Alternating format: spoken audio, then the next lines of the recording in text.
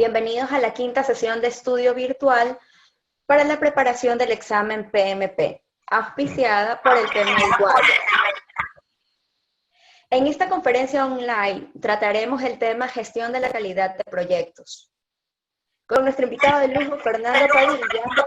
Fernando es ingeniero en telecomunicaciones, PhD Business Administration, Máster en Financial Risk, Máster en Project Management, consultor en dirección de proyectos Dharma Consulting, profesor en programa de maestría de gestión de proyectos MGP, y además posee certificaciones PMOCP, PFMP, PMP, RMP, SP, PBA, ACP, DA.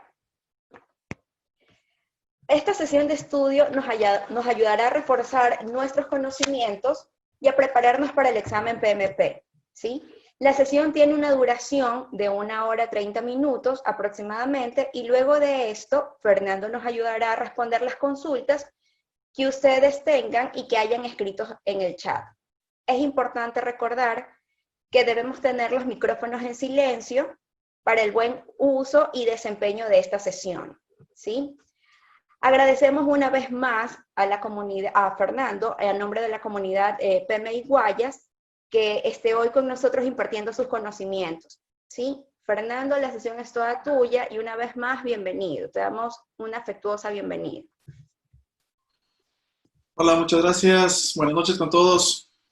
Bueno, para mí es un gusto poder compartir este tiempo con todos ustedes y bueno, a ver, voy a presionarles un poquito, ¿no?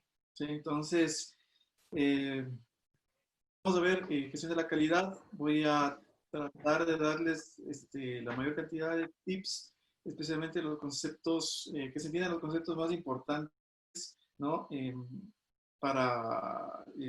lo que implica la calidad y sobre todo para que les ayude en el momento del examen, ¿no?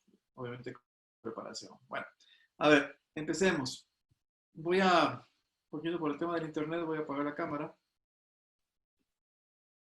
Ok, ¿sí me escuchan? Ok. Adelante, Fernando. Entonces, sí, ahí estoy viendo las caras que me dicen que sí, así que ahí vamos. Ok, entonces, a ver, déjenme pasar un poquito esto de acá. Listo. Ahora, vamos a hacer una introducción donde vamos a aterrizar tal vez por ahí ciertos conceptos que ustedes ya tengan sobre calidad, ¿no? La idea es que empecemos hablando todos el mismo idioma, y para eso es importante aterrizar ciertos conceptos, ciertas variables. A ver, lo primero, vamos a hacer una distinción entre lo que es calidad, ¿sí? ¿Qué es calidad? El estándar lo define como ese nivel de conjunto de características que va a satisfacer los requisitos por los cuales creamos ese producto o servicio, ¿no? Pero hay otro concepto que es muy importante que se lo tenga claro, que es el grado de calidad, que tiene que ver con los atributos de ese producto o ese servicio, ¿no? Entonces, este grado de calidad vienen a ser esas categorías que se asignan a esos productos o servicios, ¿ok? Que van a tener el mismo uso funcional. Por ejemplo, digamos, no sé, se me ocurre, ¿no? Que un proyecto sea la construcción de algún cuchillo por ahí, ¿no? Entonces alguien dice, bueno, ¿qué implica calidad para uno? ¿Qué implica calidad para otro? Uno de los temas que trae varios inconvenientes con respecto a la calidad es que puede llegar a ser subjetivo, ¿no? De hecho, si es que compramos un mismo producto, cada uno va a tener una percepción diferente de la calidad de ese producto de acuerdo, bueno, puede ser a la experiencia, a las expectativas, a las referencias, etcétera, etcétera. Entonces, desde ese punto de vista, por ejemplo, si es que el proyecto es construir un cuchillo, para alguien yo le puedo preguntar, y bueno, ¿qué es para ti un cuchillo que sea un cuchillo de calidad? Alguien me puede decir, bueno, que esté construido de un acero inoxidable, que el filo sea permanente, ¿no? Que tenga un mango ergonómico, ¿ok? Pero para otro puede ser, bueno, para mí que un cuchillo de calidad también implicaría que por ahí sea parecido a una navaja suiza, que por ahí tenga una lupa, que también tenga una sierra, ¿no? Entonces, hay que tener claro cuando estamos hablando de calidad, de qué mismo estamos, a qué nos referimos, ¿no? Ok, entonces, posiblemente el usuario, ¿sí? Se esté refiriendo al grado de calidad y tal vez nosotros a la per se. Entonces, es importante diferenciar estos dos conceptos. Y también hay otros dos conceptos que son importantísimos, que el uno es la precisión. ¿Qué es la precisión? Que son esos valores de mediciones que se toman, ¿no? Varias veces. Y la idea de la precisión es que tenga poca dispersión alrededor del valor que se está midiendo, ¿no? Entonces, por ejemplo, puede ser algo como tiro al blanco, ¿no? Alrededor del centro, qué tanta precisión tenemos para apuntarle a un cierto punto. Y el cuarto concepto es la exactitud. La exactitud es ese valor medido que es muy cercano al valor verdadero, ¿ya? Por lo tanto, las mediciones precisas no necesariamente son exactas. Una medición muy exacta no necesariamente es precisa. Y para graficarles esto, por ejemplo, en el eje X tenemos la precisión, ¿no? Baja precisión, alta precisión. Y en el eje Y tenemos la exactitud. ¿Ok? Baja exactitud, alta exactitud. ¿Qué sucede si estamos en un proyecto, ¿no? Y estamos midiendo alguna característica, alguna funcionalidad? ¿No? Por ejemplo, estamos midiendo tiempos de respuesta, etcétera. Entonces, es que esa variable presenta una baja precisión y una alta exactitud, ¿sí? Va a pasar lo siguiente, si se dan cuenta, ¿no? Que alrededor del punto al cual queremos o cuál es nuestro objetivo, se van tomando las medidas. Pero si tenemos una baja precisión y una baja exactitud, los puntos o las medidas están dispersas. Ahora, ¿qué sucede cuando la precisión es alta y la exactitud es alta? Entonces, claro, todas las medidas pues van a estar en realidad en el mismo centro, en el mismo blanco, ¿no? Pero ¿qué sucede si tenemos una alta precisión y una baja exactitud? Sí, todos los puntos van a estar, van a presentar una muy poca dispersión, pero se van alejando del centro, ¿no? Entonces, esto es muy importante que tengamos en cuenta por una sencilla razón, porque en todo producto, en todo servicio que entreguemos, siempre va a haber una tolerancia en el funcionamiento, ¿no? Y esto es lo que justamente nos va a dar esa tolerancia en el cual nosotros decimos sí. O sea, es verdad que, por ejemplo, el tiempo de respuesta objetivo tiene que ser, si me ocurre, 6 segundos, ¿no? Pero a veces se demora 8, a veces se demora 5. Pero mientras no salga de esos, digamos, de esos límites, estamos bien. ¿Ok? Entonces,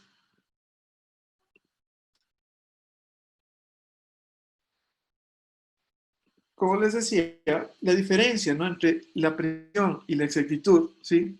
Es lo que nos vendría a dar esa tolerancia en el cual decimos sí. Mientras el producto, el servicio trabaje dentro de esta tolerancia, pues nos sentimos, digamos, satisfechos como clientes, como usuarios, ¿no? Son conceptos importantísimos, ¿sí?, que debemos tener en cuenta. Segundo, ¿qué implica una gestión efectiva de la calidad? ¿No? La gestión efectiva de la calidad está relacionada con el costo, ¿no? Los enfoques más costosos y cuáles serían los enfoques menos costosos. ¿Ok? El enfoque más costoso es permitir que el cliente encuentre los defectos. ¿Qué significa eso? ¿No? Que tengamos problemas de garantías, por ejemplo, el retiro de los productos, ¿no? Pérdidas de la reputación de la organización, ¿no? Costos por retrabajos. Otro enfoque que sería, digamos, que con menos impacto sería el detectar y corregir los defectos antes de enviar el producto al cliente, ¿no? ¿Qué implicaría esto? Que esto sería parte del proceso de control de calidad, ¿sí? Estaríamos considerando costos relacionados justamente con la calidad, que implica costos de evaluación y costos de detección de fallas internas. Un tercer enfoque sería el uso del aseguramiento de calidad. ¿Qué implica esto? Que examinemos y corrijamos el proceso que estamos utilizando para la construcción de ese producto o servicio, ¿no? Y que no nos enfoquemos solamente en los efectos especiales, sino que en realidad tengamos una visión más amplia del proceso, ¿no? Otro enfoque sería la incorporación de calidad, es decir, que creamos existencia respecto a cómo debemos mejorar el producto o servicio, es decir, que comencemos a generar una filosofía de calidad dentro del equipo del proyecto, dentro de la unidad negocio. Y claro, lo ideal sería que tengamos esa conciencia de calidad dentro de la organización y que siempre, con respecto a la calidad empieza en la planificación, ¿ok? Pero siempre va a estar presente en el diseño del producto o el servicio. Y que siempre adoptemos, como les decía, esta nueva filosofía de que la calidad es importantísima, ¿no? Entregar un producto o un servicio de acuerdo a lo que a lo que nos pide el cliente o el usuario. Y digamos que el enfoque menos costoso es que creemos esa cultura en la... ¿Qué implica eso? Que la mejora de la calidad sea parte del trabajo, es decir, que sea parte del día a día, que se cree una infraestructura dentro de la organización, o si es que no existe dentro de la unidad de negocio, sería lo ideal, y si tampoco existiese dentro del proyecto, ¿sí? Que le demos la conciencia de la calidad, ¿sí? Tanto del equipo del proyecto, de los interesados, ¿no? De los decisores o de los que toman las decisiones, y que procuremos que exista un compromiso organizacional con la calidad. Entonces, esto es muy importante a la hora de la gestión de la calidad, ¿no? Recuerden que la calidad no es gratis, ¿no? La calidad siempre va a tener costo, ¿no? Aquí el tema es, ok, ¿cómo hacemos que este costo sea el mínimo, ¿no? Y que con ese costo mínimo, en realidad podamos entregar, ¿sí? Ese producto o ese servicio de acuerdo a los requisitos que nos hemos comprometido, ¿ok? Ok. Como todo proceso del PMBOK, ¿no? Ustedes ya han tenido otras charlas con las demás áreas de conocimiento, ¿no? Cada una de las áreas de conocimiento debe tener ciertas consideraciones de ajuste.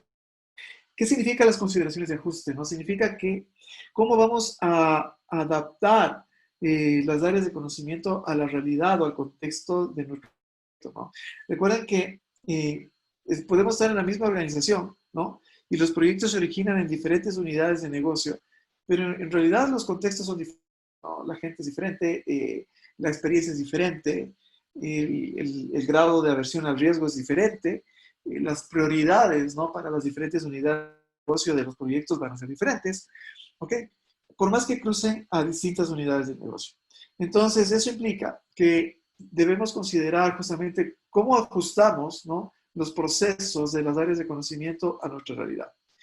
Desde el punto de vista de la calidad, ¿no?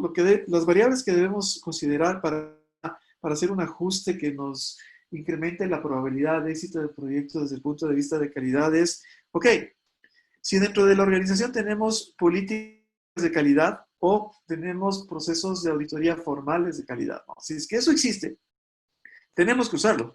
Recuerden que la gestión de calidad del proyecto no puede estar divorciada de la gestión de la calidad de la unidad de negocio y no se diga de la gestión de calidad de la organización.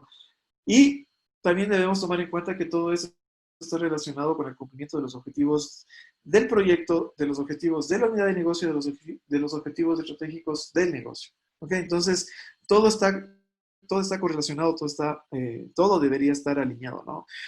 Y lo segundo es que si es que tenemos políticas y procesos de auditoría, entonces deberíamos también tener herramientas y técnicas, plantillas, ¿no? Que las podamos usar, ¿ok? Si es que por ahí en nuestras unidades de negocio ya tenemos, por ejemplo, estándares de calidad implementados, alguna ISO, ¿no? Cualquiera que sea. La gestión de calidad de nuestros proyectos debe estar alineado, ¿sí? Al cumplimiento de estos estándares, ¿no? Ahora, si no existiesen ni estándares de calidad, no existiese digamos, una conciencia de la importancia de la calidad, o no existe una filosofía de calidad dentro de la unidad de negocio, dentro de donde nos desarrollamos, ¿no? Es importante que el PM, como es implemente, ¿no? Todo un esquema justamente de concientización de la calidad para el proyecto, ¿no? Eso es importantísimo. Es importante que el PM establezca las métricas que se necesitan cumplir el proyecto para asegurarnos de que efectivamente que los entregables cumplan con las expectativas o los requisitos de los interesados, ¿no? La segunda variable que hay que considerar en el tema de cómo ajustamos, ¿sí? Cómo ajustamos las buenas prácticas a la realidad del proyecto es los estándares y cumplimiento regulatorio. Puede ser que en la organización donde nos desenvolvamos debamos cumplir ciertos estándares de la industria, ¿no? Con respecto a la calidad que se deben aplicar. ¿Sí? Entonces el proyecto debe también cumplir digamos, esas políticas de calidad, ¿no? Y si es que por ahí debemos cumplir ciertas restricciones gubernamentales o legales o ciertos temas regulatorios, pues el proyecto también los debería considerar. El tema de la mejora continua es muy importante, ¿no? Porque todo es mejorable, ¿no? Todo tiene su evolución. Entonces es importante que esta evolución la podamos establecer ya sea a nivel de proyecto o a nivel de la organización, ¿no? Y una variable que es fundamental, ¿no? No solo para la gestión de la calidad, sino para la gestión de todas las áreas de conocimiento, digamos así, es el compromiso de los interesados, ¿no? Y eso implica que cómo creamos un entorno colaborativo, ¿no? Tanto a nivel interno como a nivel externo, ¿no? Recuerden que a nivel externo pues van a estar los proveedores, ¿no? Van a estar los contratistas, ¿ok?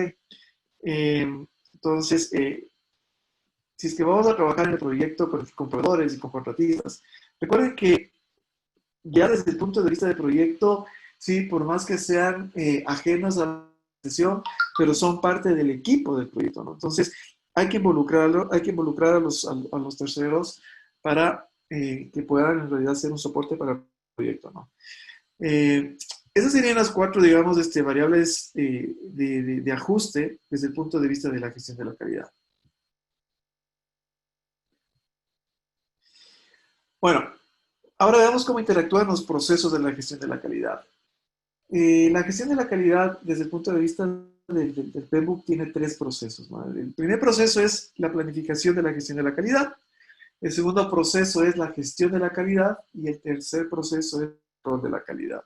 ¿Cómo interactúa esto con todos, digamos, con los demás procesos, ¿no? Cuando vamos a hacer la planificación de la calidad, una de las salidas importantes es, ok, ¿cuáles son las métricas de calidad con las cuales nosotros vamos a controlar, ¿no? La gestión de la calidad, ¿ok? Y de hecho, con esas métricas, pues nos vamos a medir, obviamente. Entonces, una vez que tenemos definido las métricas, sí, para la gestión de calidad, como habíamos visto antes, si disponemos de estas plantillas de calidad, de formatos que los podemos usar, pues ok, ¿no? Bienvenidos sean, los usamos para poder gestionar la calidad. Pues, y si no es, pues la responsabilidad del PM es definir esas plantillas que va a utilizar el equipo del proyecto para poder llevar el mismo, ¿no? Con estas métricas, con las salidas de la gestión de la calidad, que básicamente va a ser, ok, los documentos de evaluación y los reportes de calidad, ¿no? Y más, las otras áreas de conocimiento del PMBOK, ¿no? Realizada la gestión de integración del proyecto, vamos a generar los entregables, ¿sí? Y vamos a generar los datos de rendimiento del trabajo. Con toda esa información, vamos a proceder al control de la calidad. ¿Qué implica el control de la calidad? El control de la calidad implica generar medidas, ¿no? De control de calidad. Implica generar informes de rendimiento del trabajo, ¿ok? Y eso va a hacer una entrada a la gestión de la calidad. De esta manera se van a generar los reportes de calidad, que son entradas a otros procesos del estándar, ¿no? Otros procesos del proyecto que van a requerir esta información, que los veremos más adelante, ¿ok? Y claro, la idea es que entreguemos, valga la redundancia, entregables verificados con el fin de que podamos validar el alcance. Esta sería la forma en que interactúan, digamos, los procesos de calidad, ¿no? De manera muy macro, ¿no? Lo que implica las áreas de conocimiento. Pero bueno, al final vamos a ver un poco más de detalle esto para que podamos asentar estos conocimientos. A ver, ustedes saben que todos los procesos del PMBOK, todas las áreas de conocimiento del PMBOK, se manejan por procesos, y los procesos implica que tengamos entradas, que tengamos herramientas, que tengamos salidas, ¿no? El proceso de la planificación de la gestión de la calidad, lo que nos permite es justamente identificar esos requisitos de calidad, esos estándares para el proyecto, los entregables, ¿no? Y cómo vamos a documentar el cumplimiento de la calidad, ¿no? Para poder demostrarlo. Desde el punto de vista de planes de gestión, independientemente del área de conocimiento, el plan de gestión lo que me marca es ese, o lo que me dicta es ese marco de referencia por el cual vamos a tomar las decisiones para las distintas, ¿no? Las distintas áreas, en este caso para la calidad. ¿Qué implica eso? Algo que ustedes van a ver en común, por ejemplo, con los demás planes de gestión de las áreas de conocimiento, es que siempre una entrada para los planes va a ser el acta de constitución del proyecto, siempre, ¿no? ¿Ok? Y también van a ver que van a haber elementos en común, que es el plan para la gestión del proyecto, ¿no? ¿Ok? Algo que tienen que tomar en cuenta con respecto del plan de la gestión del proyecto es que el plan de gestión del proyecto se compone, ¿no? Tiene tres componentes, ¿sí? Digamos, o tres, sí, tres componentes principales. El uno son los planes subsidiarios de proyectos. ¿Qué significa? Son los planes que se generan en cada área de conocimiento, ¿no? Eh, desde el área de conocimiento 5 hasta la 3, es decir, del alcance a los interesados, ¿no? El área de gestión de la integración no tiene un plan de gestión de la integración. Eso es bueno que lo tengan presente, ¿no? Entonces, los planes subsidiarios van desde los de gestión del alcance, ¿no? Del alcance hasta los interesados, ¿ok? Pasando por el alcance, pasando por el cronograma, pasando por los costos, ¿no? La calidad, etcétera, etcétera, ¿no? Hasta los interesados. El segundo componente que tendría el plan de gestión del proyecto, ¿sí? Serían las líneas bases, ¿sí? Las líneas bases. Las líneas bases básicamente se tienen en que línea base del costo, línea base del cronograma, ¿no? Línea base del alcance, obviamente, ¿sí? Pero también hay una línea base de calidad, ¿no? Eso hay que tener cuidado. Y el tercer componente son planes adicionales, que son muy importantes, porque tienen que ver con el plan de gestión, ¿sí? De los cambios del proyecto, ¿sí? El plan de gestión de la configuración del proyecto, ¿ok? Y van a tener otros elementos más, pero yo considero que estos son los principales, ¿no? También van a tener elementos como, por ejemplo, el tema de cuál es el ciclo de vida que vamos a manejar en el proyecto, ¿no? Cuál es el enfoque de desarrollo del proyecto. Pero a nivel general, el plan de gestión de proyecto va a tener estos tres componentes. Y dependiendo del área de conocimiento, claro, van a ir variando los componentes que se necesitan para el área. Entonces, por ejemplo, desde el punto de vista de la calidad, lo que necesitamos son el plan de gestión de los requisitos, ¿no? Entonces, este de aquí nace del alcance, ¿no? Entonces, okay, entonces para que vean cómo se va integrando las áreas de conocimiento, ¿no? El plan de gestión del riesgo, obviamente, nace de los riesgos. El plan de participación de los interesados, del área de los stakeholders, ¿no? Y desde el punto de vista de los documentos de proyecto también, hay varios documentos que se van a generar y habrá documentos se necesitan ciertas áreas, otros documentos en otras áreas, ¿no? Pero para el caso de la calidad, algo que es muy importantísimo es el tema de los supuestos, ¿no? ¿Dónde se genera el registro de los supuestos? Recuerden que el acta de constitución del proyecto, ¿no? Que es algo que ya lo vieron, tiene dos salidas principales, ¿no? La salida principal es el acta en sí y la segunda salida es el registro de supuestos. ¿Y por qué es importante el tema de los supuestos? Porque al inicio tenemos que suponer. Y una definición de supuestos es que son esos enunciados que los vamos a tomar como ciertos solo para efectos de iniciar el proyecto, ¿no? Esos supuestos ya los analizaremos cuando hagamos el tema de riesgos. ¿Ok? Pero es importante tener el tema de supuestos, ¿no? El tema de la documentación de requisitos, que también se nace en el alcance, ¿no? El tema de la trazabilidad de esos requisitos, el tema de los riesgos interesados y demás. Y claro, y entradas comunes siempre van a ser el tema de los factores del entorno de la empresa, los activos del proceso de la organización, ¿no? Y varias herramientas que va a tener cada uno de los procesos, ¿ok? Ahora, vamos fijándonos, sí, en las herramientas, ¿no? Y vamos a ver, de alguna manera, las más importantes, ¿no? Sí. Siempre es bueno hacer un benchmarking, por ejemplo. ¿Qué implica un benchmarking cuando nosotros comparamos, por ejemplo, buenas prácticas, ya sea con proyectos que han nacido en otras áreas o, por ejemplo, en la competencia, si es posible, ¿no? Pero, ¿cómo comparamos las buenas prácticas? El tema de lluvia de ideas, yo creo que todos han hecho lluvia de ideas, pero sí es importante, es una buena herramienta, ¿no? Porque a la final nos permite reunir de manera creativa, por ejemplo, las ideas de los miembros del equipo del proyecto, ¿no? Ahora, no necesariamente necesariamente el tema de calidad, o sea, obviamente tiene que nacer el equipo del proyecto, ¿no? Liderado por el PM, pero no necesariamente los miembros que estén haciendo esas sesiones tienen que ser exclusivamente miembros del equipo del proyecto, ¿no? Podemos, por ejemplo, puede estar ahí terceros, ¿no? De hecho, debería estar el proveedor, debería estar el contratista, puede estar ahí gente como es de otras unidades funcionales, ¿no? El tema de entrevistas también es importante cuando creemos que necesitamos el apoyo digamos, de expertos en el sentido, para que nos den alguna guía, ¿no? Ahora, el tema de costo-beneficio. Esto es importante. ¿Por qué es importante el tema de costo-beneficio, no? Porque lo que nosotros queremos es, como les decía, la calidad implica un costo, siempre implica un costo, ¿no? Y el costo sí tiene que ir, obviamente, en la línea base del costo, ¿ok? Es decir, ¿en qué paquete de trabajo, no? ¿En qué paquete de trabajo?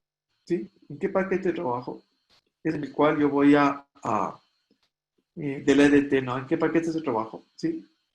Yo estoy consciente de que debo hacer un tema de calidad y eso implica un costo. Entonces,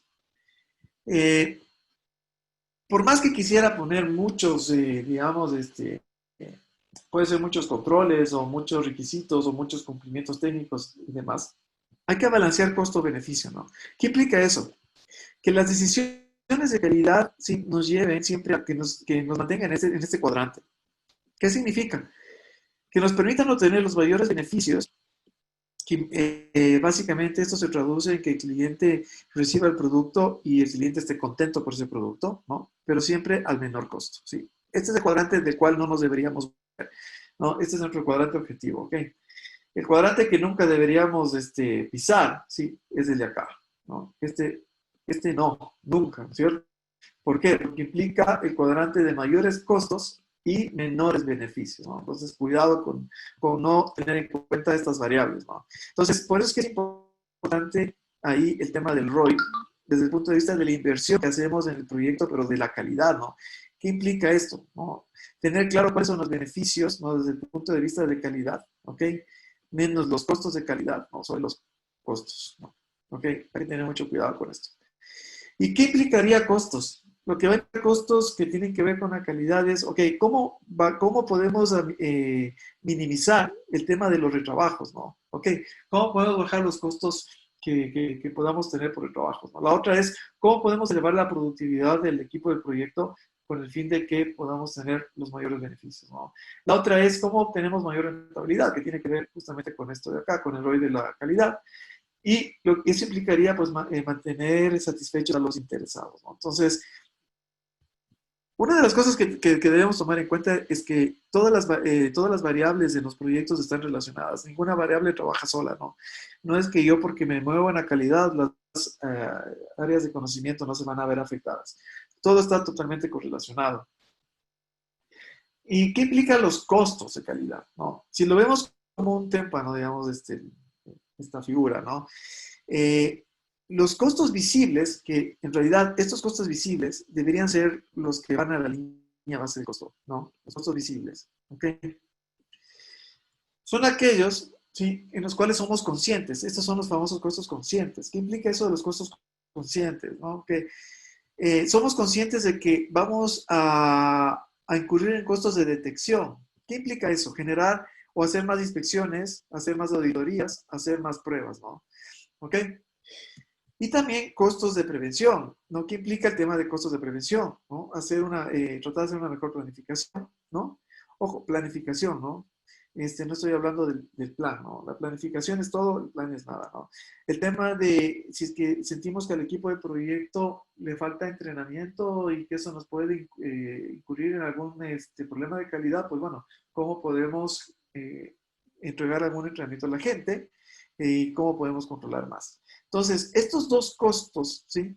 De aquí, estos dos costos, tanto los de detección y prevención, son costos visibles que debemos cuantificar y claro, y que deberían ir a la línea base de costo.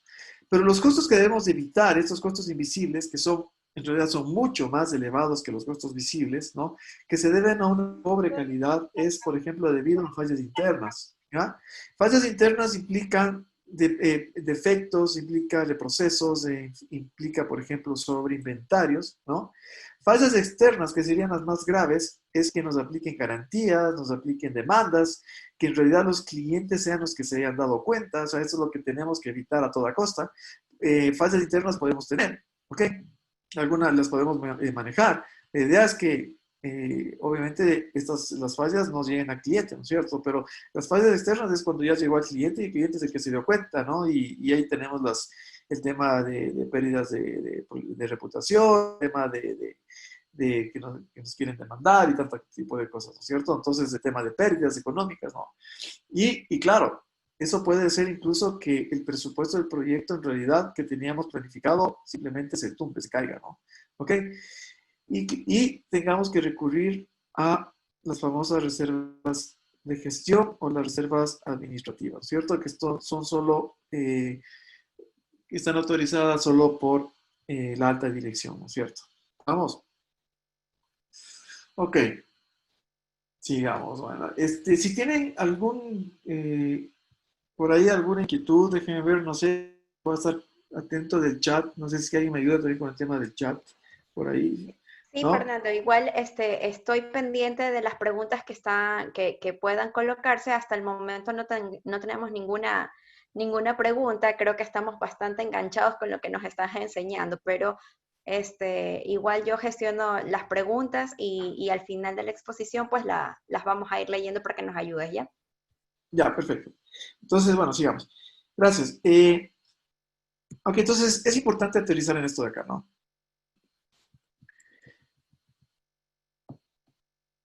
Ok,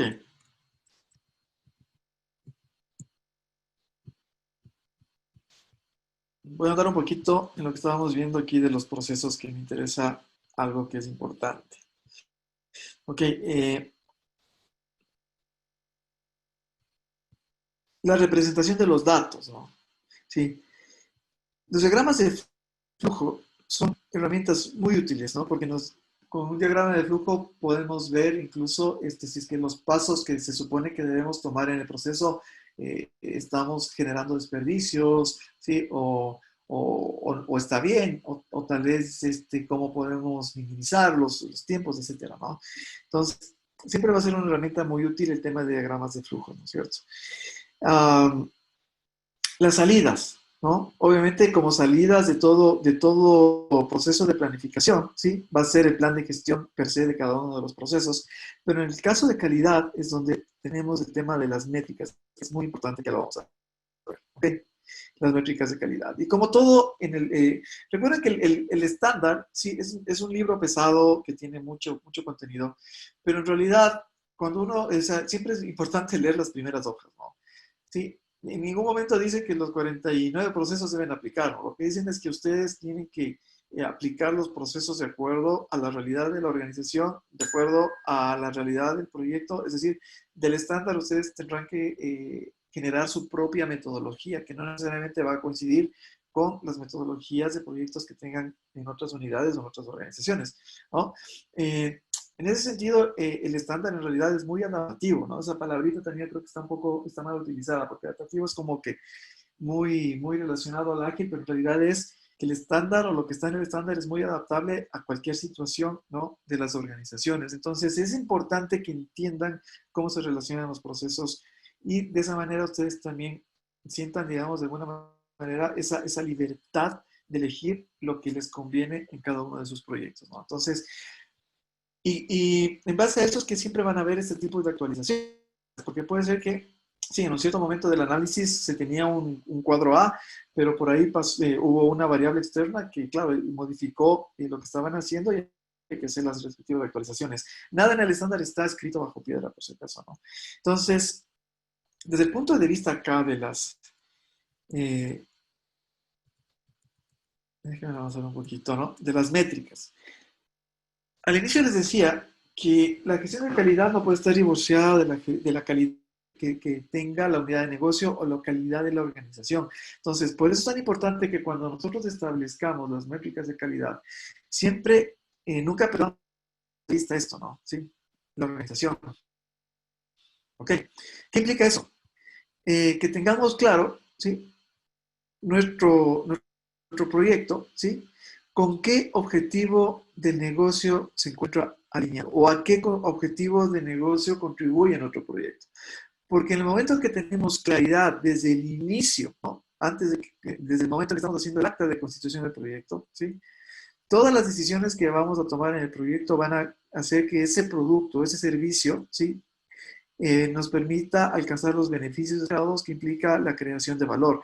Recuerden que la creación de valor es cuando alcanzamos la misión de una organización, es decir, cuando alcanzamos los beneficios en el tiempo. Entonces, en base a esto, ¿no? Cuando planteamos los objetivos del proyecto, ¿sí? ¿Ok? Implica que las métricas deben estar, obviamente, alineadas de estos objetivos del proyecto. Y que, si es que hay métricas de los activos del proceso de la organización, deberíamos conocerlas para que nuestras métricas del proyecto no disparen para un lado y estas métricas disparen para otro, ¿cierto? O también cuáles son las métricas que son de las unidades de negocio, que generalmente están en los planes de negocio de las organizaciones, ¿no? Esas métricas, ¿ok? Y obviamente esas métricas van a permitir cumplir las métricas de éxito corporativo, ¿no? Entonces, esta secuencia no se debe perder nunca a la hora de identificar las métricas, lo que es las métricas del proyecto. Ahora, lo que sí es importante es que no es lo mismo medida que métrica ni KPI, ¿no? O sea, una medida, sí, es una cantidad o grado de algo, por ejemplo, el número de clientes, ¿no? Pero una métrica es la combinación de dos o más medidas. Ahí es cuando formamos los famosos los ratios o las relaciones, ¿no? Y claro, algo importante, los KPIs, ¿no? Sí, efectivamente es una métrica, pero no toda métrica es un KPI. Entonces sí hay que tener cuidado, ¿no? En el momento que nosotros establecemos lo que queremos medir en un proyecto. Porque puede ser métricas que estén alineadas al rendimiento del proyecto, ¿no? O sea, por eso es un KPI, ¿no? Sí, sí, un Key Performance, ¿no? El rendimiento del proyecto, ¿sí? O puede ser métricas que estén alineadas, o más bien dicho, a lo que es los resultados del proyecto. ¿Ok? Entonces, hay que saber distinguir estas cosas, ¿sí? Para establecer adecuadamente lo que queremos medir, ¿no? Ok. Eso en cuanto a las métricas, a la importancia de las métricas. Yo creo que con eso más o menos tendríamos un panorama claro de lo que implica, ¿no? La gestión de calidad, ¿no? Vamos con el segundo proceso. El segundo proceso, ¿sí? Es la gestión de la calidad.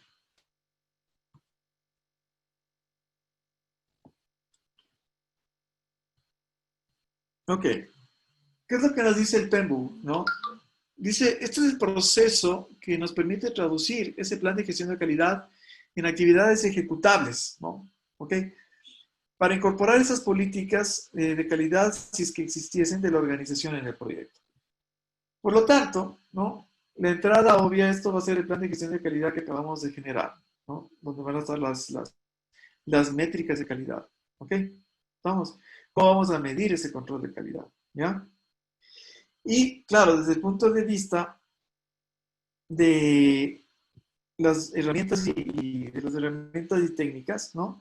Tenemos, bueno, creo que todos han visto listas de control, pero aquí el tema de análisis de datos es interesante, ¿no? Que podamos hablar un poquito de eso. Ok, ¿qué implica el análisis de alternativas? Okay, el análisis de alternativas, ¿sí? Y lo que nos dice es, ok, que deberíamos evaluar esas opciones que identificamos para seleccionar los enfoques de calidad. ¿Cuáles son esos enfoques más apropiados para el proyecto? ¿No? Eso implica análisis de alternativas. ¿Okay? Análisis de documentos. ¿Qué implica esto de acá? ¿No? Los documentos siempre van a ser producidos desde el proceso de control, de los procesos de control del proyecto. ¿No? Todos los procesos de control del proyecto van a generar documentos. Es decir, ¿qué tipo de documentos? Reportes de calidad, por ejemplo, reportes de las pruebas que se van haciendo, reportes de rendimiento, reportes de variación. La idea es, ok, hacer ese análisis de documentos para ver qué es lo que está pasando con el comportamiento del producto que vamos construyendo durante la ejecución, ¿no? Ok. El tema de análisis de procesos o el análisis del proceso. Aquí lo que nos está pidiendo como análisis de datos es, ok, si es que encontramos una oportunidad para mejorar el proceso que estamos utilizando en el proyecto, apliquemos, ¿no? Si tenemos una oportunidad de mejorar lo que estamos haciendo, hagamos. ¿Qué implica eso? Que examinemos los problemas, que miremos las restricciones, ¿no? Y que dejemos de lado esas actividades que no agregan valor. ¿no? Y el análisis causa-raíz, que es, ok, bueno, ¿cuáles son esas razones subyacentes por las cuales tenemos variaciones o defectos? ¿Ya? Cuando estamos en plena ejecución, ¿no? Recuerden que la gestión de la actividad está dentro del grupo de proceso de ejecución del proyecto, ¿no? Pues también estamos a su vez dentro de lo que es el monitoreo y control, ¿ya? Si nosotros dibujamos la línea base, ¿no? Digamos, en este caso una línea base de, digamos, el costo, ¿no? La línea base del costo, ¿ya? ¿Qué es la que tendríamos que seguir? Si las cosas salen 100% perfectas, deberíamos seguir esta línea base y el proyecto debería terminar en el alcance que fue comprometido, en el plazo también comprometido, dentro del presupuesto comprometido. Es decir, deberíamos cumplir con esas restricciones del proyecto, ¿no es cierto? Del famoso triángulo de restricción. Recuerden el famosísimo triángulo, ¿no? Que es, recuerdan el pulso, ¿no? Que es el costo, ¿no? El tiempo, ¿ok? El alcance, ¿ok? Y la calidad, ¿no? Entonces, si todo, si todo va bien, ¿no? Pues deberíamos cumplir esto al 100%, pero en la realidad esto no sucede, ¿no?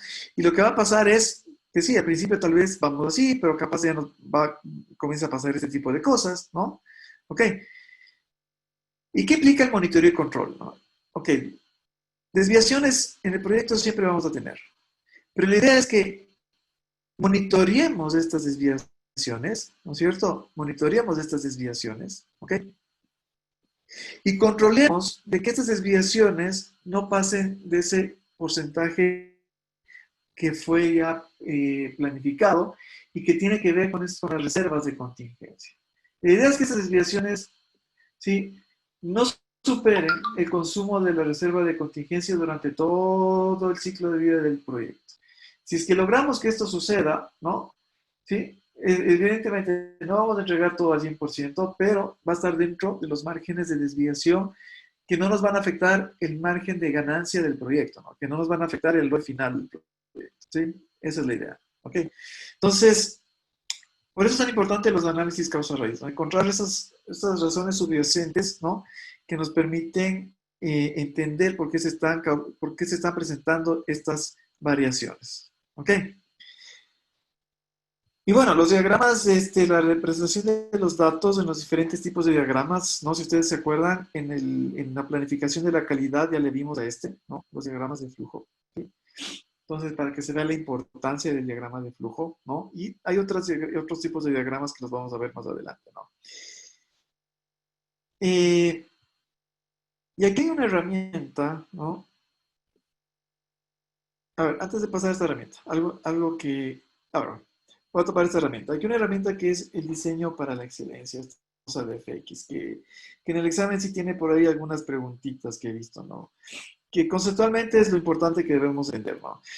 Ah, una de las cosas del PMBOK es que en realidad el PMBOK es una especie de todo un océano de conocimiento, ¿no? Porque tiene mucho conocimiento ahí.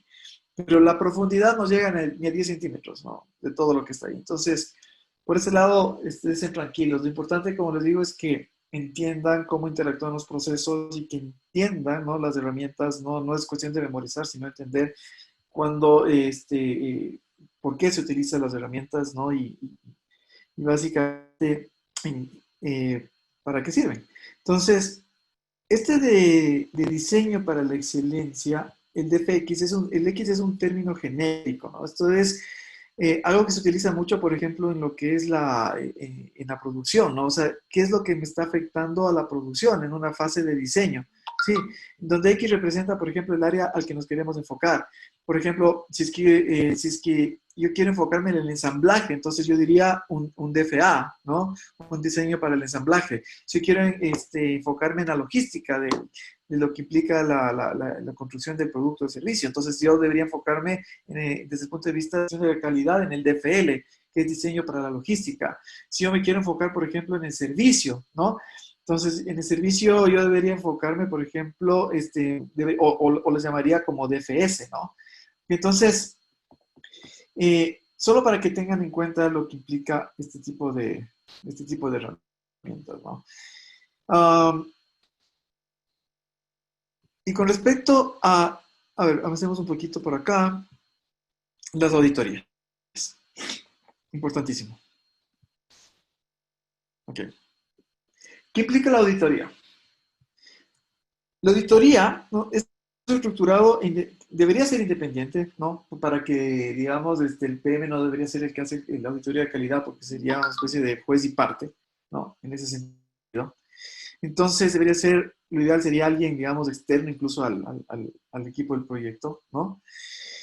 Porque lo que queremos auditar es si es que efectivamente se están cumpliendo los procesos, ¿no?, de calidad, que básicamente tienen que ver con el cumplimiento de las políticas y procedimientos de la organización, ¿no?, y del proyecto, dado el caso.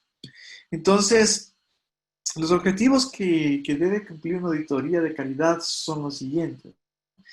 Para que se vea la lógica, la idea de la auditoría es identificar las buenas prácticas que se están implementando, ¿no? Segundo es identificar esas brechas y las no conformidades respecto a lo anterior. Si es que se encontraron buenas prácticas, compartir esas buenas prácticas en proyectos similares, ¿no? Y si es que se encontraron áreas de mejora, pues bueno, que exista una asistencia proactiva para la mejora de la implementación de esos procesos, porque siempre el objetivo es incrementar la productividad del equipo. ¿Ok? Siempre va a ser ese el objetivo. Entonces, ¿por qué hago un énfasis en el tema de la auditoría? Hay dos herramientas que vamos a ver en calidad que son importantes. En la gestión, la auditoría. La auditoría tiene que ver con el aseguramiento. Y en el control de calidad, la inspección. ¿Ok? Auditorías e inspecciones. Desde el punto de vista de calidad, ¿sí?, la auditoría, como les dije, está en la gestión y el control, y la inspección está en el control, ¿no? ¿Ok? En el alcance, sí, está en la validación. ¿Ok? Pero sucede algo particular en lo que es en las adquisiciones, ¿no? Que en el control de las adquisiciones, ¿sí?, tengo las dos herramientas. De hecho, es en la única área de conocimiento donde tengo tanto como herramientas la auditoría y la inspección, ¿no? ¿Ok? Solo para adelantarme un poquito, como les decía, la auditoría está orientada al cumplimiento del proceso, ¿no? Que estamos siguiendo los procesos de calidad, ¿no?, de la organización y lo establecido para el proyecto. La inspección es, sí, está orientado al entregable, ¿ya? Ok. Me adelanto un poquito aquí, bueno, ya lo van a ver más de detalle en adquisiciones, ¿no? Pero claro, están en el mismo proceso que es control de las adquisiciones. Porque una de las salidas importantes del control de las adquisiciones es el cierre de contratos. Y el cierre de contratos va a ser un entregable. Esa es la razón por la cual hay que hacer una inspección de que efectivamente estamos generando ese entregable sin ningún tipo de problemas de índole contractual. Sí, eso como para que lo tengan ahí, ¿no?, presente, ¿no?, con respecto a las auditorías y a las inspecciones. Salidas. Una de las salidas claves va a ser los reportes de calidad, ¿no? Y como estamos ya en ejecución, ¿sí?, si es que todo sale de acuerdo a lo planificado y seguimos, como les decía, esta línea base sin ninguna desviación, claro, o sea, no tendríamos ninguna necesidad de generar solicitudes de cambio, pero si es que ya tengo variaciones, como es este caso de acá, posiblemente se implique generar solicitudes de cambio. Entonces, claro, en los procesos que tienen que ver con la ejecución y el monitoreo de control, como salida siempre van a haber las solicitudes de cambio, ¿no? Pero desde el punto de vista de los reportes de calidad, los elementos que debería tener un reporte de calidad son 4. ¿Sí? El primero es el tema de los incidentes de la gestión de calidad, ¿no? Escalados que deberían ser escalados por el equipo, ¿no? Segundo, las recomendaciones para la mejora del proceso, proyecto y producto, especialmente si es que hemos identificado alguna brecha, ¿no? Recuerden que estas brechas, sí, ¿de dónde nacen, no? Ok, de las auditorías, ¿no? Recuerden eso, ok. Tercero, ¿no?, las recomendaciones de acciones correctivas, dado el caso, ¿no?, por temas de trabajos, reparación de defectos, inspecciones. Ya vamos a ver más adelante cuándo se generan las acciones correctivas. Y cuarto, ¿no?, que siempre es bueno hacer un resumen de los hallazgos del proceso de control de calidad, ¿no? ¿Ok? ¿Por qué? Porque al final, como es un reporte, siempre debe tener estos elementos, ¿sí?, que nos van a permitir tomar decisiones. ¿Ok? Ya vamos a ver estos reportes de calidad entradas para qué son. Pero aquí hay algo importante, ¿no? Para que tengan en cuenta para el examen. Los reportes de calidad se generan en la gestión de calidad. ¿Vamos? Ok. Solicitudes de cambio. Como les decía, ¿no? Si estamos ejecutando un proyecto y estamos con variaciones respecto a lo planificado para poder volver otra vez a la, digamos, o tratar de volver a lo que hemos planificado, pues posiblemente necesitamos implementar algún cambio y todo el cambio debe tener una solicitud que debe ser aprobada, ¿no es cierto? Ok. ¿Cuándo se generan solicitudes de cambio? Hay cuatro motivos principales por los cuales se puede generar una solicitud de cambio. Puede ser por acciones correctivas, ¿no? Una acción correctiva lo que queremos es alinear el trabajo del proyecto con el plan de gestión. Por alguna acción preventiva, es decir, nos hemos dado cuenta de alguna consecuencia antes de que suceda, ¿no? De algún evento, algún posible incidente en el proyecto. Entonces generamos acciones preventivas, con eso reducimos la probabilidad de alguna consecuencia negativa, ¿no? Un tercer, digamos, impulsor de solicitudes de cambio son reparación de defectos, ¿no? Dado el caso, pues, lo peor sería que nos toque reemplazar todo el componente con el cual habíamos estado trabajando. Y cuarto, si es que es un tema de actualizaciones, ¿no? Porque por ahí hay algún tema que hubo alguna modificación o algún requerimiento de algún interesado que implique alguna otra funcionalidad al producto que estamos haciendo y eso implique actualizar, ¿no? El producto durante la ejecución. ¿Ok? Entonces, tomen en cuenta esto, ¿no? Estos cuatro fuentes de solicitudes de cambio. ¿Okay? Acciones correctivas, acciones preventivas, el tema de reparación de defectos, el tema de actualizaciones. Ok. Y el tema del control de calidad, que sería el tercer proceso de la gestión de calidad, ¿no? Del área de la gestión de calidad.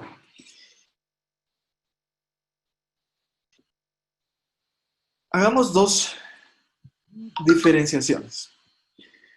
Ok. Les decía que en el 8.2, que fue la gestión de calidad, usamos como herramienta la auditoría. ¿Sí? La auditoría. ¿Por qué? Porque estamos auditando que estemos cumpliendo con los procesos, ¿no? Justamente del proyecto y eso implica los procesos de calidad. Estamos haciendo un aseguramiento de calidad. En otras palabras, debemos responder la interrogante si estamos siguiendo, ¿no? Esas políticas, esos procedimientos de la organización, si es que existiesen, o de la unidad de negocio. Con eso, pues, estaríamos alineados con la organización, ¿no es cierto? ¿No? Y esto tiene que ver con los aspectos de la gestión, es decir, cómo estamos ejecutando los procesos. Pero desde el punto de vista de control de calidad, ¿no? La herramienta principal, una de las herramientas principales va a ser la inspección. ¿Ok? ¿Por qué? ¿Qué vamos a inspeccionar? El entregable. ¿Qué quiere decir? Si estamos logrando los resultados a los que nos comprometimos, ¿no? Es decir, vamos a medir los resultados del proyecto respecto a los estándares que nos habíamos planteado al inicio en el plan de calidad. ¿Ok? Y esto tiene que ver con los aspectos técnicos del producto o el servicio, es decir, ¿es el entregable aceptable para el cliente o para el usuario final? Por lo tanto, no es lo mismo validar el alcance que controlar la calidad. ¿Okay? A veces hay mucha confusión y tengan mucho cuidado en el examen. No, no es lo mismo. ¿Okay? No es lo mismo validar el alcance que controlar la calidad. Más adelante les voy a enseñar un flujo que creo que con eso se les puede aclarar mucho este tema. Entonces, ¿qué implica? Hay ciertos conceptos que es importante que el equipo tenga claro con respecto al control de calidad. Evidentemente, el PM y todos, ¿no? Todos los que estamos metidos en proyectos, ¿no? El primero es prevención, ¿ok? Típicas preguntas de examen, ¿no? Con respecto a calidad. ¿La prevención qué significa? Tratar de mantener los errores fuera del proceso. Segundo, la inspección, ¿ok? La inspección, claro, o sea, con la inspección estamos controlando lo que estamos entregando, pero en realidad, sí, eso está bien, pero lo que queremos es mantener los errores fuera de las manos del cliente, ¿sí? Eso es lo que queremos lograr con la inspección. Otros dos conceptos importantes. Muestreo pues, del atributo. ¿Qué implica el muestreo del atributo? Si está cumpliendo o no con los requisitos del producto o el servicio que estamos construyendo. Y el muestreo de la variable implica si ese resultado se mide según el grado de conformidad, es decir, con el grado de cumplimiento. ¿Vamos? Y los dos últimos conceptos es la tolerancia, ¿no? Que sería ese rango aceptable del resultado. Y otra vez les vuelvo a traer los conceptos que vimos cuando iniciamos la charla, ¿no? ¿Cuál es ese diferencial entre exactitud y precisión, ¿no? ¿Ok? ¿Cuál es ese diferencial entre exactitud y precisión, ¿no? ¿Okay? ¿Qué va a ser esa tolerancia? ¿Ya? Y los límites de control. ¿Qué significa eso? ¿Cuáles son las fronteras de la variación normal para un proceso, ¿no? ¿Ya? Un cliente siempre va a querer expandir esos límites, ¿no?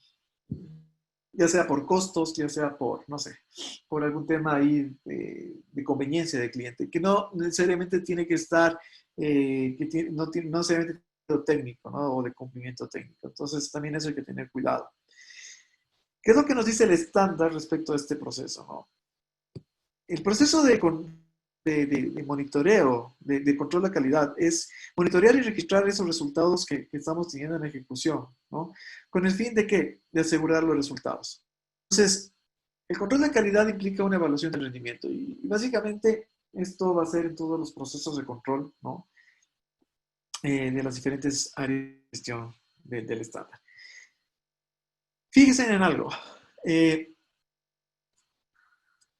No sé si es que... A ver.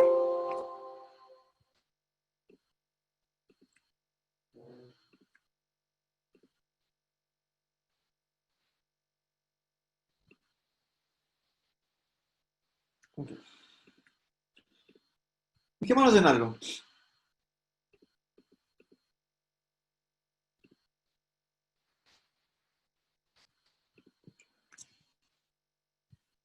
Y esto va a pasar en todos los procesos de control, ¿sí? De las áreas de conocimiento, ¿no? Como elementos comunes van a ver esto. Planes, documentos, solicitudes de cambio. Eso aquí le voy a poner un asterisco. Ya les voy a indicar por qué. Le voy a poner un asterisco. ¿Ok? Datos. Datos de rendimiento. En todo proceso de control van a tener datos de entrada, información de rendimiento de salida. ¿Ok? Y claro, es importante el tema del control de calidad y algo importantísimo, ¿no? Que una de las salidas más importantes del control de calidad es que los entregables, ¿sí?, estén verificados. ¿Ok? Y como les decía, tanto en los procesos de gestión, en los procesos de ejecución, tanto en los procesos de monitoreo y control, posiblemente se generen solicitudes de cambio, ¿no? Y lo que les decía, una de las herramientas principales de control va a ser la inspección. ¿Sí? ¿Ok? La inspección. Y bueno, ya vamos a ver un poco más a detalle los diferentes tipos de diagramas que se utilizan para el control de la calidad. ¿Ok? Entradas comunes. Si ustedes se fijan, por ejemplo, en el proceso de control del cronograma, en el proceso de control de los costos, en el proceso de control de los recursos, en el proceso de control de las adquisiciones, etcétera, ¿sí? Van a ver como elementos comunes de estos: planes de gestión del proyecto, documentos del proyecto, datos de rendimiento del proyecto, y como salidas van a ver información del rendimiento del trabajo, solicitudes de cambio y actualizaciones a los planes de gestión, actualizaciones a los documentos.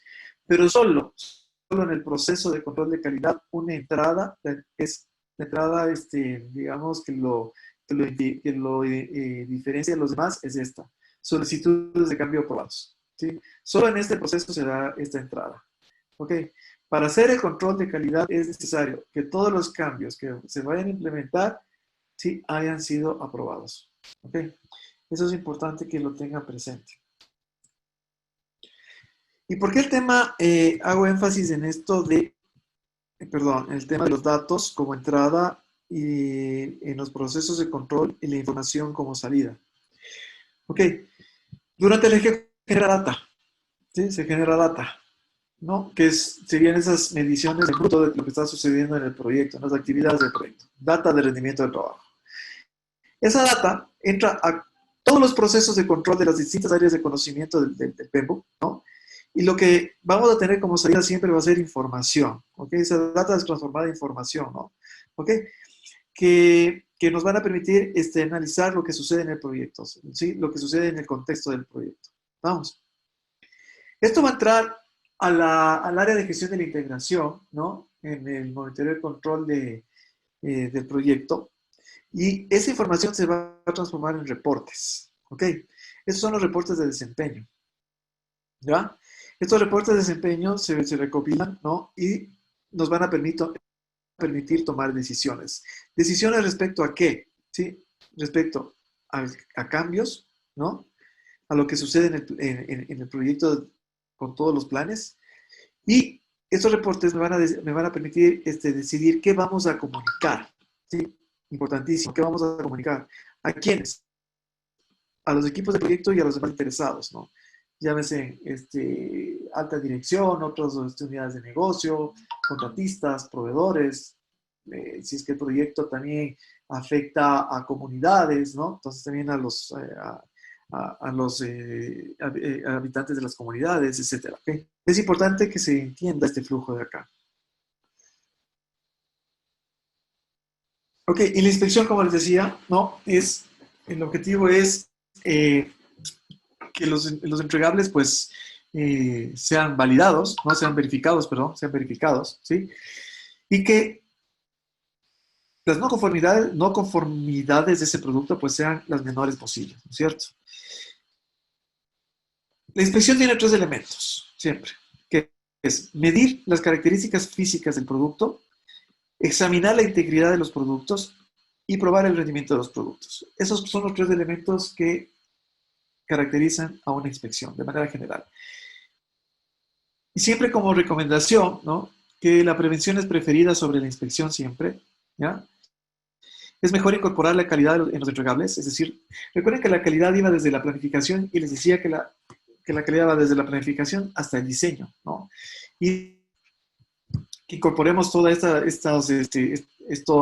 tema de la calidad en el diseño, con el fin de evitar que encontremos problemas durante la inspección, ¿no? Pero si es que encontramos los problemas que sean a nivel interno, o sea, esas fallas internas, ¿ok? Tratemos de evitar siempre las fallas externas, es decir, que el cliente se dé cuenta.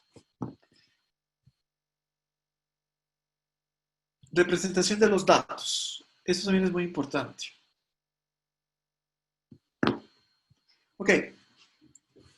De manera general, todas las herramientas de gestión de calidad, de control de calidad, deben cumplir cinco condiciones, ¿no? Que las herramientas que utilicemos nos permitan reunir los datos que necesitamos. Segundo, que cualquiera que sea la herramienta que nos permita entender esos datos. Tercero, que nos permita entender el proceso. Cuarto, que nos permita analizar el proceso. Y quinto, que nos permita solucionar problemas. ¿Okay? En realidad, con respecto a calidad, hay varias herramientas, ¿no? Las básicas, sí, son los checklists, las hojas de verificación, distintos tipos de gráficos, ¿no? Mapas mentales, etcétera, histogramas, diagramas de Pareto, diagramas de dispersión, diagramas de control, diagramas causa-efecto, ¿ok? Y hay adicionales como los diagramas de flujo, diagramas de corrido o de comportamiento, ¿no? Tormentas de ideas, diagramas de afinidad, grupos nominales, análisis de campo, diagramas de pilar, ¿no? De estas, hay las famosas 7 herramientas de calidad, ¿no? Que todo PM y todo equipo de proyecto debe conocer, ¿no? Y que son preguntas siempre de los exámenes. La primera, el diagrama de Pareto. ¿Cuándo se utiliza un diagrama de Pareto? Cuando queremos mostrar la importancia relativa de los incidentes, ¿no? De los más críticos, ¿sí? Identificar los más críticos, priorizarlos y ordenar la solución, ¿ok? Entonces, es un histograma, pero acumulado de manera inversa. Entonces, a esta es la que se le conoce como la famosa ley 80-20, ¿no? Que quiere decir, ok, ¿cuál es identificar ese 20%, ¿no? De causas que me están ocasionando el 80% de los efectos, ¿no es cierto? Por ejemplo, desde el punto de vista de los proveedores, ¿ah? ¿Cuál es el 20% de proveedores que me están ocasionando el 80% de retrasos en el proyecto, ¿no? Ok. Importantísimo. La segunda herramienta es el diagrama causa-efecto, el famoso diagrama de Ishikawa, ¿no? ¿Cuándo utilizarlo? ¿No? Cuando necesitamos identificar y mostrar todas las causas de un problema específico. Vamos.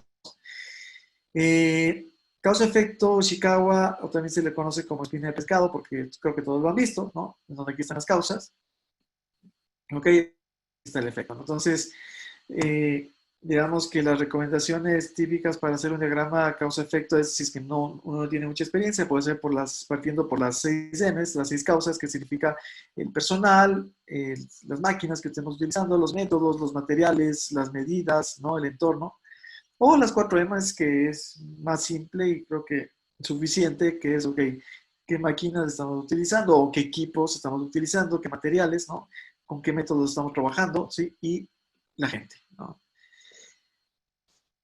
La tercera herramienta es el diagrama de flujo. El diagrama de flujo lo utilizamos cuando requerimos identificar, por ejemplo, cuál es el camino actual, ¿no? De nuestro proceso y cuál sería el camino ideal, ¿no? Para identificar esas brechas, ¿ok? Creo que todos hemos visto un diagrama de flujo, ¿no? Esta exposición secuencial de los pasos, ¿no? De un proceso, ¿sí? Y hay un caso especial de diagrama de flujo que se llama el CIPOC, ¿no? Que se utiliza mucho en Six Sigma, que nos permite ver, ¿no? Digamos, el proyecto o el negocio de una perspectiva más amplia. ¿Por qué? Porque aparte del proceso, ¿sí? Tenemos los proveedores, ¿sí? Por eso CIPOC, ¿no? Las entradas. Y la O y la C es las salidas, ¿no? ¿Ok? Y a quienes les afecta. ¿Ok? A quienes les afecta. Los clientes. Eso es el CIPOC, ¿no? Recuerden que es un caso especial del diagrama de flujo, ¿ok? Eso es cuando queremos tener una visión más amplia, un análisis más amplio del proceso que estamos, queremos hacer el control de calidad. Ok, entonces, la tercera sería el diagrama de flujo con el caso especial CIPOC. La cuarta sería el diagrama de seguimiento o el diagrama de corrido, que simplemente lo utilizamos cuando queremos observar de manera sencilla la evolución de una variable, ¿no? Es decir, ok, ¿cuál es el comportamiento de la variable? Hacemos una mejora durante la ejecución del proyecto y deberíamos tener, ¿no? El comportamiento deseado. Muy sencillo. La quinta herramienta son los histogramas, que también creo que todos han visto un histograma, y lo utilizamos cuando queremos mostrar la distribución de lo que se quiere producir, ¿no? O los resultados de una variable, ¿no es cierto? Entonces, un histograma nos permite identificar muy rápidamente, ¿sí? Cuál es el evento que tiene mayor incidencia en lo que estamos controlando, ¿no? ¿Ok? La sexta herramienta es el diagrama de dispersión. El diagrama de dispersión, sí, lo que nos permite es mostrar la correlación entre dos variables, ¿no? Ok, una posible causa, tal vez un problema y una causa potencial. Entonces, cuando medimos dos variables puede suceder lo siguiente, ¿no? Que en realidad estén relacionadas positivamente. Si aumenta el efecto de una variable, eso le va a pegar en la otra variable también, ¿no? Si aumenta la una, aumenta la otra. O puede ser inverso, es decir, si es que la una variable aumenta, la otra disminuye, ¿no? ¿Ok? Puede ser lineal, ¿no? Puede ser curvilíneo el efecto, ¿no? O simplemente estas dos variables no tienen ninguna relación. Entonces, si los medimos, vamos a tener una nube de puntos, ¿no? Que no tienen ninguna relación. Es decir, lo que pasa con una variable, pues simplemente la otra variable no se ve afectada. Vamos. Y la séptima herramienta son los diagramas de control. ¿Ok? Los diagramas de control, ¿no? Nos permiten revisar el estatus de la calidad de los procesos, ¿no?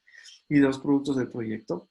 Y claro, lo que vamos a tener en un diagrama de control es una tolerancia, ¿no es cierto? Un límite superior, ¿sí? El valor objetivo, ¿no? Que queremos que es el que queremos medir, y un límite inferior, ¿no es cierto? Ok, entonces, vamos haciendo las medidas en el tiempo, ¿no? Y puede suceder esto, ¿no es cierto? Puede suceder esto. La idea es que mientras se mantenga dentro de los límites, ¿no? Pues estamos bien. Pero hay ciertas características de los diagramas de control que debemos tomar en cuenta con respecto a esto de los puntitos, ¿no? Y lo primero es lo siguiente, ¿no? Cuando yo tengo 7 puntos seguidos por encima de esta media objetiva, ¿no? O por debajo de la media objetiva, 1, 2, 3, 4, 5, 6, 7 puntos seguidos. Digamos que aquí abajo no tengo nada, ¿no? Si tengo mm,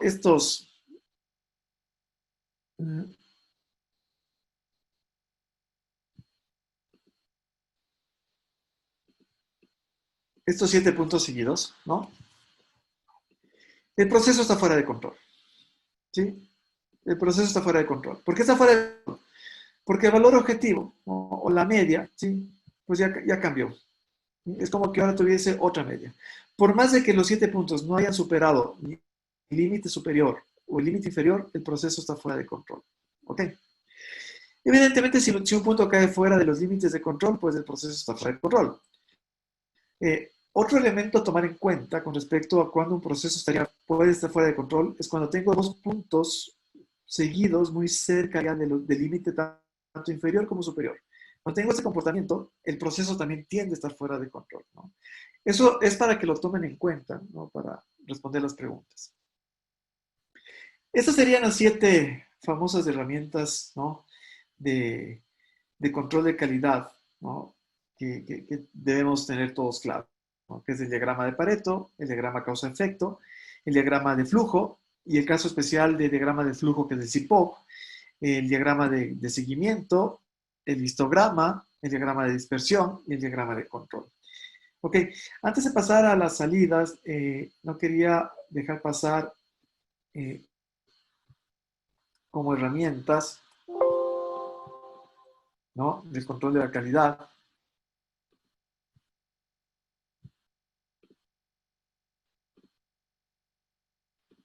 Estas,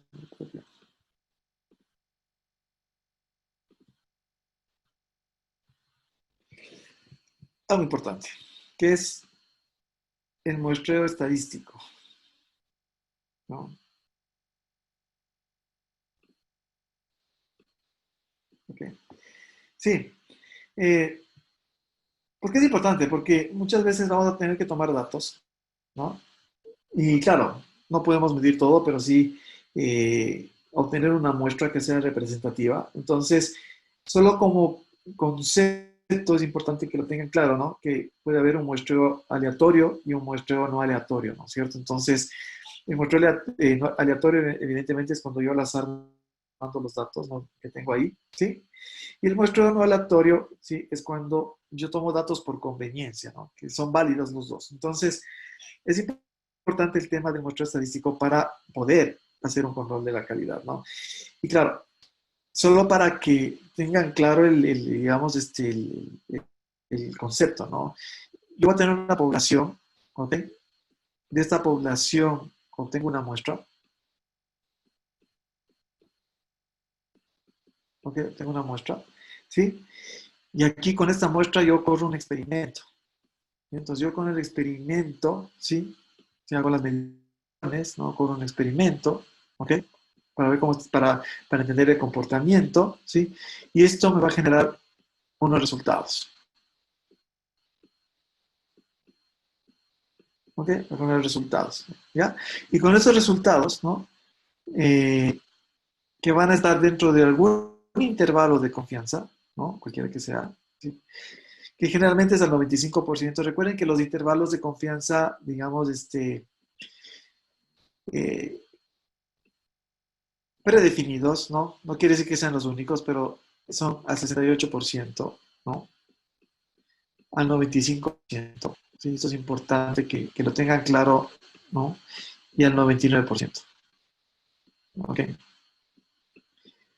¿Qué significa esto? Esto lo que significa es que si yo tomo mis datos, ¿no? Posiblemente se me genere una distribución de frecuencias. Aquí va a estar la media, que es mi valor objetivo, que habíamos puesto ahí en este diagrama de control como mi objetivo, ¿no? ¿Ok? Este va a ser mi objetivo. ¿Ok? Aquí va a estar mi límite superior. Acá va a estar mi límite inferior. Vamos. Entonces, ¿qué implica 68%? O sea, alrededor de la media yo voy a tener desviaciones de estándares. ¿Ya? Desviaciones de estándares, ¿no? Pues voy a poner positiva o negativa, o sea. Ok. 68% implica, 68% implica, ¿no? El intervalo va a estar entre esta media más o menos una desviación estándar, ¿no? Ok. 95% implica que el intervalo de confianza va a estar entre la media más o menos dos desviaciones estándares. Y 99% implica que el intervalo de confianza va a estar entre la media más o menos tres desviaciones estándares, ¿no? Entonces, para la toma de decisiones en proyectos, con 25% es suficiente, ¿no? ¿Okay? Como concepto es importante que lo sepan. Entonces, una vez que corro el experimento, volviendo acá, genero el resultado dentro de un intervalo de confianza, ¿sí? Entonces, yo ya puedo estimar, ¿no? Aquí ya puedo hacer una estimación. ¿Ya? Puedo hacer una estimación. Y con esta estimación, ¿sí? Tener un, digamos, entre comillas, un margen de seguridad, de confianza. ¿Ok? Me va a permitir inferir a la población. Eso como concepto es importante que lo tengan claro para responder las preguntas. Ok. Y para ir cerrando,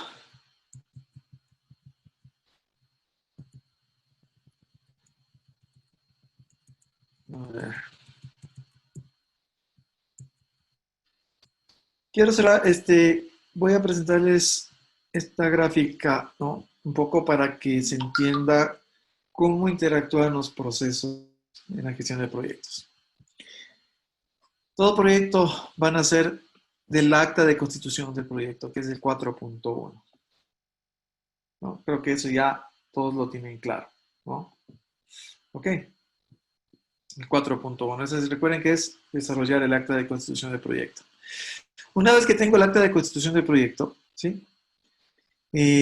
Voy a 4.2, ¿no? 4.2, que básicamente es el, desarrollar el plan de gestión del proyecto, ¿sí? Como les había mencionado, el plan de gestión del proyecto tiene dos elementos, ¿no? Los planes subsidiarios, ¿sí? El plan de gestión de cambios, el plan de gestión de configuración, las líneas bases, ¿no? Y como herramienta principal vamos a almacenar en un PMIS, que es el Sistema de Información de Gestión del Proyecto, ¿no? Que va a tener dos subsistemas. El sistema de gestión de configuración es un subsistema del PMIS. Y el sistema de control de cambios es un subsistema del sistema de gestión de configuración. De aquí vamos a generar dos planes importantes, que es el plan de gestión de la configuración, ¿no? Y el plan de gestión de cambios. En el plan de gestión de cambios, ¿sí? Aquí yo voy a definir los roles y funciones del directorio de control de cambios, ¿no? Quienes van a rechazar las solicitudes de cambio. Y se van a generar los registros de cambios que deben documentarse. ¿Estamos? Una vez que tengo listo todo esto acá, digo, ok, vamos a la ejecución, ¿no? Vamos a la ejecución, ¿sí? Que es el 4.3, que es dirigir y gestionar el trabajo del proyecto. Ok. Y la ejecución como salidas, como elementos, entre todos los elementos de salida, los importantes. Vamos creando los entregables, vamos construyendo los entregables del proyecto, vamos generando la data de rendimiento del trabajo, ¿se acuerdan lo que les había mencionado con la data? Vamos, si es que nos estamos desviando de lo planificado, vamos a generar solicitudes de cambio, ¿no? Y vamos haciendo las actualizaciones según corresponde, ¿ok? Estos datos de rendimiento de trabajo, recuerden que son entradas a todos los procesos de monitoreo y control de las distintas áreas de conocimiento del proyecto, ¿ya? Y como salidas, ¿no? De las distintas áreas de control de las áreas de conocimiento, como elementos comunes es que esta data se transforma en información, ¿ok? Como estoy controlando, ¿sí? Así como cuando estoy ejecutando puedo generar solicitudes de cambio, al controlar también puedo generar solicitudes de cambio y pueden haber actualizaciones. Estamos hasta ahí. ¿Qué más? Todas las solicitudes de cambio, si ustedes se dan cuenta, miren cómo van las solicitudes de cambio, ¿sí? Esas solicitudes de cambio tienen que ir a algún proceso en el cual, ¿sí? me van a aprobar o rechazar esos cambios. ¿Ya? Ese proceso es el 4.6, que es realizar el control integrado de cambios, ¿no? Y claro, aquí lo interesante es que como salidas voy a generar registros de cambios. ¿Se acuerdan cuando hicimos el plan de gestión de cambios que dijimos, ok, este es el formato con el cual vamos a llevar los registros? Ok, aquí es donde se generan los registros de los cambios y aquí es donde se generan los cambios aprobados y las actualizaciones según sea el caso. ¿Ya? ¿Estamos? Entonces, ¿qué sucede, sí, con el tema, con el plan de gestión del proyecto? Hay otro proceso de donde también se generan solicitudes de cambio, que es el 4.5, que es el monitoreo y control del trabajo del proyecto. ¿Sí? Si ustedes se dan cuenta, como entrada tengo el plan de gestión del proyecto. Y algo interesante, tengo, no sé si se acuerdan en lo que habíamos hablado en gestionar la calidad, ¿sí? En el 8.2, donde se generan los reportes de calidad. ¿Se acuerdan que les decía que tenía 4 elementos importantes los reportes de calidad? Pero, cuando hacemos identificación de los riesgos, el 11.2, también se generan reportes de riesgo. Los dos reportes, ¿sí?, van a entrar al monitoreo y control del proyecto, al 4.5. ¿Ya? Y del monitoreo y control del proyecto es donde se transforman todos los informes de rendimiento de trabajo de los distintos procesos de control del proyecto, se transforman en reportes. Es decir, los reportes que entran, tanto de calidad como de riesgo, sumado a los reportes que surgen de la información de rendimiento del trabajo, ¿sí?, estos son entradas para 3 procesos importantes. El 9.5, que es la gestión del equipo del proyecto. El 10.2, que es la gestión de las comunicaciones. Y el 11.7, que es el monitoreo de los riesgos. Los reportes de rendimiento de trabajo del proyecto son entradas para estos 3 procesos. Vamos por acá. Habíamos dicho que del 4.6, que es el control integrado de cambios, ¿sí?, se generaban las solicitudes de cambio aprobadas. Yo les había mencionado que las solicitudes de cambio aprobadas son entradas tanto para el control de la calidad, ¿sí?, y tanto para el control de las adquisiciones. ¿Ok?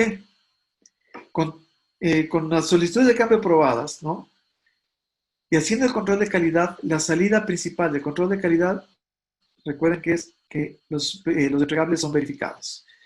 ¿Ya? ¿Estamos? Estos entregables verificados van a ir a la validación del alcance, a 5.5. ¿Con qué fin? Con el fin de que más los reportes de calidad y los entregables verificados validemos, ¿no?, el alcance del proyecto y aceptemos estos entregables. ¿Okay? Aquí está la brecha, digámoslo así, entre el entregable verificado y el entregable aceptado. ¿Y por qué esto es importante? Porque los entregables aceptados van a ser la entrada principal del 4.7, ¿no?, que es el proyecto fase, con el fin de que ese entregable aceptado pase a manos del cliente o del usuario, que es la transición del producto, servicio o el resultado. Con esto quería darles una visión macro, más o menos, de cómo se relacionan los procesos, ¿no?, el tema de la calidad especialmente. Sí. Espero que tengan un mejor panorama hasta el momento, al menos ya con las otras charlas que tengan, irán complementando los dos, pero al menos espero que haya podido aportar un poco en el objetivo de ustedes, que es la preparación para el examen, ¿no? Y bueno, hasta aquí llego. Muchas gracias.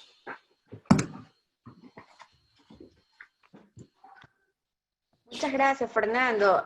Realmente bastante conocimiento, bastante experiencia, bastantes cosas que reforzar con lo que nos has enseñado el día de hoy.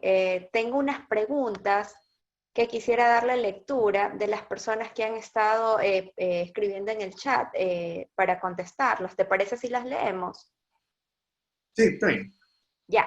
Mira, tengo una consulta de Fabricio Hidrobo que dice: ¿la reserva de gestión requiere permiso de la alta gerencia de la empresa? Es decir, que el PM no dispone de ella. Así es. A ver, todos ya creo que saben lo que es una EDT, ¿no es cierto? ¿No? La DT es la descomposición jerárquica del enunciado del alcance, ¿ya? Entonces, aquí tengo una DT, ¿no? Digamos que la descomposición, aquí tengo los paquetes de trabajo, ¿no? Debajo de los paquetes de trabajo tengo las actividades, ¿ok? Tengo las actividades. Y cuando yo empiezo con un proyecto, obviamente costeo, ¿no? Los recursos de las actividades. Recuerden que los recursos de las actividades son gente, equipos, ¿no? Materiales, ¿ok? Entonces, yo costeo esto, ¿no? Costeo esto de acá. Yo, y aquí también van a estar costeado, va a entrar el tema de la calidad, porque es posible que para los controles de calidad, ¿no? Yo tenga que entrenar a la gente. Entonces, eso implica un costo, ¿ya? Ok, eso implica un costo, ¿sí? Si un equipo tengo que correrle algún tipo de pruebas que no está dentro del contrato y el fabricante me dice, bueno, para garantizarlo, lo que te da el equipo hay que correr ciertas pruebas, pero ya cuestan algo, entonces también sería un costo, ¿no? Entonces, ok. Todos estos costos voy sumando, tendría el costeo a nivel de DT, ¿ya? A nivel de DT. Hago el análisis de reservas de contingencia, ¿no? Y digo, ok, un porcentaje del costeo de la DT, ¿sí? Va a la reserva de contingencia. Entonces, el costo del proyecto más de esta reserva de contingencia es la línea base de costo. La reserva de contingencia por concepto sí estaría bajo la autoridad del PM, porque por algo es la reserva de contingencia le va a permitir al PM enfrentar esas desviaciones durante la ejecución, ¿no? Pero eso obviamente deberían ser desviaciones producto de un análisis de riesgo, ¿no? Y cuando hay imprevistos que tienen que ver, por ejemplo, con costos invisibles, ¿ya? Algo que no se lo pudo ni siquiera anticipar. Entonces, quiere decir que posiblemente ese costo, ¿sí? Supere esta reserva de contingencia. Y si supera esta reserva de contingencia, estamos hablando de que ya no está a nivel de la autoridad del PM, sino que tendríamos que echar mano de una reserva administrativa o una reserva gerencial, que solo estaría bajo la autoridad de la alta dirección, que puede ser en este caso el patrocinador, y si no es el patrocinador, pues ya un tema de una gerencia de área o un gerencia financiero, no sé, ¿no? Entonces, sí, efectivamente, esta no está bajo el nivel de autoridad del PM. No sé si con eso se aclaró. Sí, creo que estaba bastante claro y bastante explicativo con el gráfico que nos has realizado. Tengo otra consulta, sí, de Daniel Vaca. Dice, estimado Fernando, por favor, ¿nos podrías aclarar las diferencias o similitudes del DOE y DFX? A ver, el 2 es diseño de experimentos, ¿no? Entonces, la idea del diseño de experimentos es efectivamente saber, entender claramente el comportamiento, ¿no? Estamos midiendo, ¿sí? Ese es el DOE, el diseño de experimentos, ¿no? Ok. El DFX, como les decía, es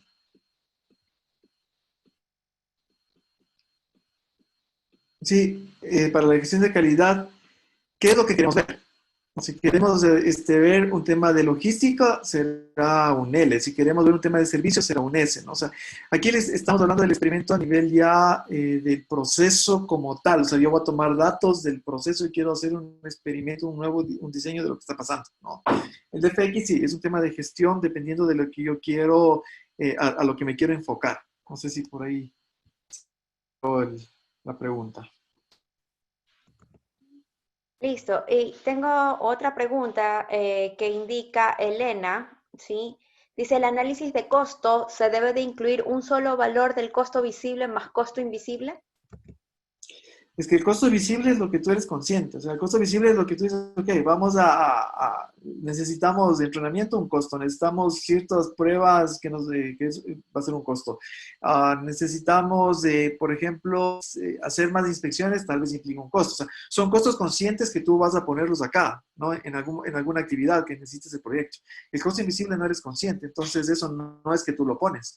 La idea es que no se den esos costos invisibles, ¿no? Por eso todo el tema del aseguramiento de calidad y todo el tema del control de calidad, ¿no? El aseguramiento, como les decía, es que estemos cumpliendo con los procesos de calidad, ¿no? La idea es eso, o sea, y el control de calidad es que estemos verificando que los errores no pasen a manos del cliente, O sea, la idea es no llegar a esos costos invisibles, porque, como les decía, esos costos invisibles, ¿sí?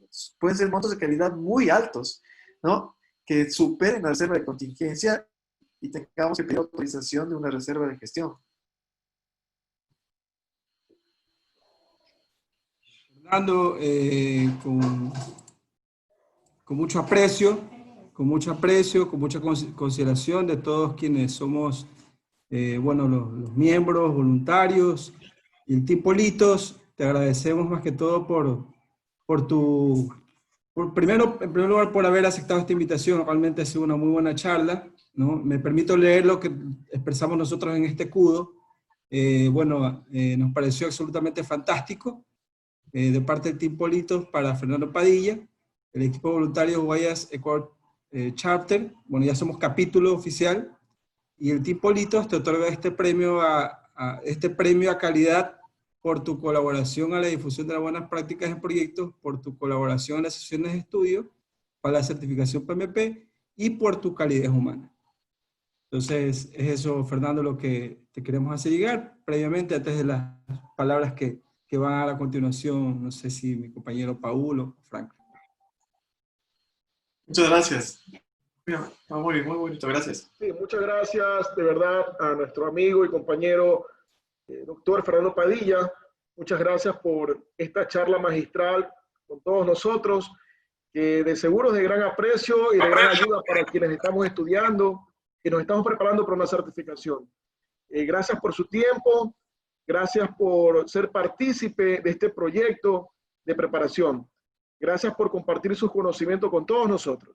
Gracias también a nuestros compañeros que estuvieron presentes, a nuestra compañera Claudia Villamar, que estuvo dirigiendo este importante programa en esta noche, junto con Fabricio, junto con Paul y demás compañeros que forman parte del equipo del PMI Guayas y también del Team Politos. De todo corazón, Fernando, muchísimas gracias. Muy agradecidos. Buenas noches.